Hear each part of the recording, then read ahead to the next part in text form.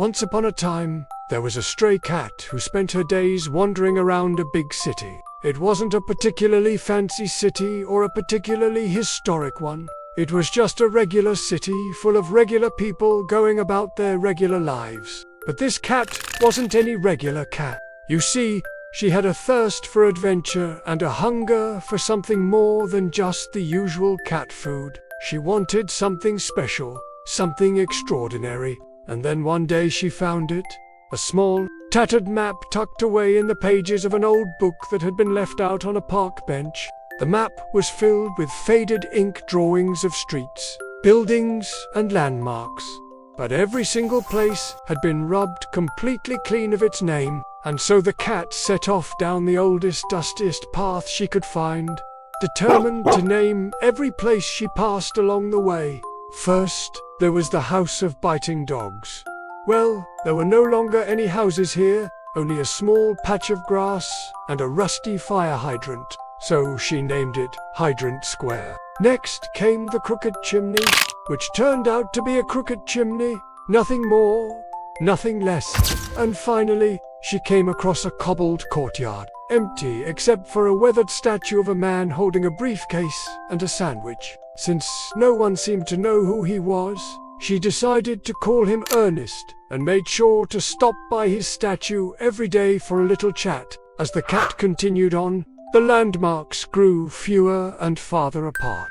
Whole city blocks had been renamed to Weeping Willow Lane, or simply Faded Viewpoint, and after a while, she began to wonder if she was the only one still remembering these places. Maybe they'd all been erased from existence the moment she stepped foot on them. Or maybe they were simply forgotten, because no one had set foot there in a long time. She stopped at a corner where two nameless streets intersected and gazed up at the sky. It was then she noticed the clouds drifting lazily overhead, each one a perfect replica of the one she'd seen yesterday and would likely see again tomorrow. It occurred to her that the clouds were all the names that had been lost, all the places that had been forgotten, and in that moment, she understood that her journey wasn't about naming the places, it was about remembering them. As the sun began to set, she came across a small cafe with a tarnished sign hanging above the door. The paint had long since peeled away, but she could make out the faintest whisper of the words, "Open late."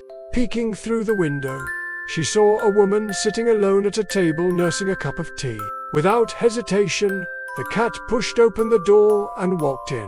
The woman looked up, startled, then smiled warmly and gestured to the empty seat across from her. The cat took a seat, and the woman poured another cup of tea, which the cat lapped up gratefully. They sat in comfortable silence for a while, each lost in their own thoughts. Finally, the woman spoke. "You remind me of someone," she said, her voice raspy with age. "Someone I once knew who loved this city." She paused, then added softly, "Perhaps you could help me show it to her again." And so the cat did. Every day she brought the woman news of the city, telling her about the blooming flowers on Weeping Willow Lane, the birds nesting in the Crooked Chimney, and the tourists gathered around Ernest's statue. As the weeks turned into months, the woman's spirit lifted and the cat's heart swelled with joy. She had found something even better than cat food. She had found a friend. And as the years passed, they continued to explore the city together, to kindred spirits, searching for magic in an ordinary place. For the cat, it didn't matter that most of the city had been renamed. She knew the real names of its streets, its buildings, and its people, and that, she realized, was all that mattered.